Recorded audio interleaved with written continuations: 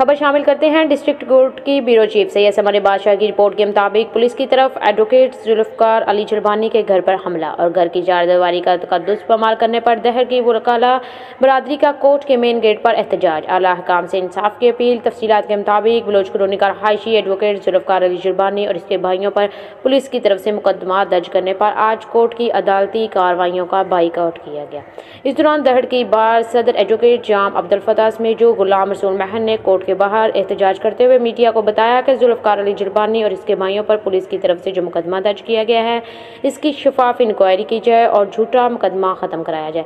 दूसरी सूरत में पूरे सिंध की वकाला बरादरी एहतजाज करने पर मजबूर हो जाएगी।